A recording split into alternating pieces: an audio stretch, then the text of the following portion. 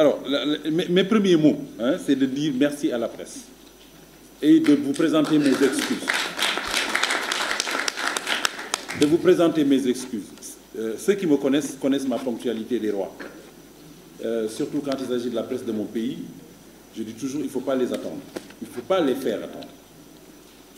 Je ne peux pas expliquer ce qui s'est passé dehors, indépendant de ma volonté. En tout cas, je suis retard.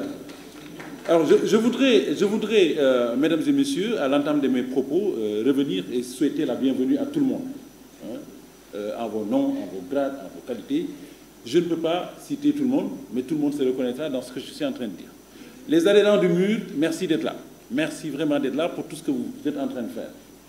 Alors, aujourd'hui, vous allez me permettre de remercier toutes les délégations du mur, ici présents, ainsi que ceux de la diaspora, qui nous regardent en direct, je pense, n'est-ce pas, As, hein, ils sont en direct. Alors, de remercier tous mes parents de Diafar Santo, mes sœurs sont là, de mes frères aussi, de Médina Soane, mon cousin et mon marabout, Sama Domou-Badien Arfan Karamba, a envoyé mon neveu venir le représenter par Adama Soane, qui est son représentant de Dakar, qui est un de mes grands-neveux, et son épouse est là aussi, et sa délégation. Alors, mes amis sont là, je ne peux pas dire tout le monde. Je ne peux pas dire, vous comprendrez que je ne peux pas interpeller. Les journalistes, on se connaît très bien, hein, je suis habitué à vos plateaux, et comme vous le dites souvent, je suis un bon client, j'ai retenu ça, des journalistes. Alors, quand il se passe quelque chose dans le pays, ils ont l'amabilité tout de suite de m'appeler. Et je suis tout le temps disponible pour expliquer les choses telles que ça se passe. Pas ma conviction personnelle, ça n'a pas de sens. Ce qui est solo, c'est de dire exactement les choses, comment ça marche. C'est mon job, indépendamment des clivages politiques. Hein, de dire, voilà comment ça fonctionne. Vous venez chercher du pétrole dans un pays, vous cherchez un représentant pays. N'importe qui peut être un représentant pays. D'ailleurs, à l'époque, j'ai présenté en disant qu'il était mal payé parce qu'il était payé 13 millions par celui qui représentait. Alors qu'un représentant d'un pays, je connais un Sénégalais qui gagne 25 millions tous les mois. Il est représentant d'un pays, il n'a rien à voir avec le pétrole. C'est ça le monde du pétrole, malheureusement. Vous ne verrez pas un seul papier où Alussal a écrit. Ce n'est pas possible. Vous ne pouvez pas le voir où il a signé. Par contre, des choses qui m'échappent, je ne peux pas en parler. Mais ce qui est factuel, j'explique. Maintenant, les gens se font leur opinion, ils sont assez intelligents. C'est pour vous dire que moi, mon job, c'est de dire aux Sénégalais comment se passent les choses en fonction de moi, l'expérience que j'ai eue et de la connaissance que j'ai eue du monde du pétrole et du gaz. Donc, ceci étant, donc vous me permettrez effectivement de remercier tous ces gens-là. Les autorités religieuses de Touba, hein, nous étions allés, il y a quelques mois, avec l'Observatoire, aller demander la permission, je ne parle pas d'autorisation, je parle de permission au vénéré Khalif Serigne Mountakha pour lui expliquer c'est quoi le pétrole, c'est quoi le gaz. Et à ma grande surprise, il en savait un peu plus que moi. Très sincèrement, il a dit des choses, parce que la seule chose que j'avais retenue, donc j'ai retenu ça.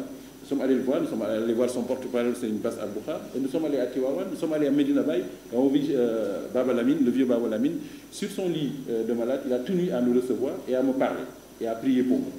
Alors, tout ça, je le dis, vous comprendrez pourquoi tout à l'heure. Alors, je dois les remercier, et remercier Baye International, c'est une basse Nao, c'est une chef, mon ami, je ne sais pas s'il est là, les études de Tiwawan, vraiment, tout le monde, je ne peux pas, et surtout ceux du foot profond, mais aussi ceux de la Casamance. Ok, nos marabouts en Casamance, je suis obligé de leur demander de l'avis tout le temps, à chaque fois que je fais quelque chose. Mes proches collaborateurs du mur, qui sont nuit et jour avec moi, et qui n'arrêtent pas, qui ne dorment pas, bon, si je dois faire des mentions spéciales, je vais passer par Abdoulaye Ndiaye, et puis pour tout le monde, et après pour tout le monde, pour Tiané et pour tout le monde. Voilà. Alors, donc, merci. Alors, derrière chaque grand homme, il y a une grande dame. La première dame s'est fait représenter parce qu'elle est en voyage, et s'est fait représenter par la deuxième, qui est derrière moi. Amita, merci beaucoup pour tout ce que tu fais, et ce que tu fais pour Émilie et les enfants. Alors, je tenais à faire tout ça, à vous dire en tout cas merci. Alors, merci à tous ceux qui nous encouragent et nous soutiennent, à toutes les autorités politiques, religieuses, administratives. Alors ça, je tenais à le dire à l'entame de mes propos, à remercier particulièrement les anciens du Maroc, qui sont représentés par M. Salim Benkiala. Nous avons été dans la première école de commerce au Maroc il y a 30 ans. Ça fait maintenant 30 ans. Nous venions de Dakar avec le baccalauréat et nous étions très jeunes et nous avons fait la première école de commerce qui existait au Maroc. Eux, ils étaient spécialisés en finance, contrôle de gestion et moi en marketing communication. Donc, ils représentent vraiment tout notre groupe Et nous sommes ensemble jusqu'à présent. Nous restons ensemble. Zal, merci d'être venu. Alors, le doyen Badou Diaw de Total, il est parti. Il était là tout à l'heure, Badou Diaw de Total. Ah, il est là. Voilà. Lui, il a été témoin de toutes mes années à Total. Il m'a vu grandir. Il m'a vu gravir les échelons, inspecteur réseau. Je suis aujourd'hui un spécialiste de Laval grâce à ces gens-là qui m'ont beaucoup aidé à encadrer. Merci d'être venu. Alors, Maïmouna, je suis obligé de te dire merci aussi pour ce que tu fais. Et tout le monde, allez, on y va, parce que ces messieurs-là doivent aller faire leur journal et il ne faut pas les retarder. Alors, mesdames et messieurs, désormais, il faut compter dans le dispositif social et économique du pays le mouvement pour l'unité républicaine, le MUR. Sunu Momel. Sunu Momel, vous savez, il y a l'article 25 de la Constitution. Dit les ressources naturelles appartiennent au peuple. Ne dit pas appartiennent à l'État.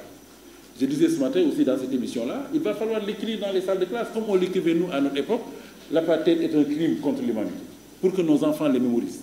Parce que ces ressources naturelles-là, notamment le pétrole et du gaz, vont nous apporter énormément de satisfaction. Énormément de satisfaction. Pour les gens pensent qu'on va arriver dans chaque maison, on va frapper les Cissé et les Camara, les Sambla et les Mbaye, pensent qu'on va aller dans chaque maison frapper les Amsa 400 000. Ça ne va pas se passer comme ça, il faut les changer. Ce qui va se passer, c'est qu'on va avoir énormément d'argent, l'État prévoit 700 milliards chaque année, et ça va être reconverti dans d'autres activités. Le pétrole n'a de sens que si on le reconvertit dans l'industrie. Je vous donne un exemple très concret. Aujourd'hui, notre compagnie nationale Petrosen est devenue 3 Petrosen. Beaucoup de gens ne savent pas. Ils ont opéré une mutation institutionnelle.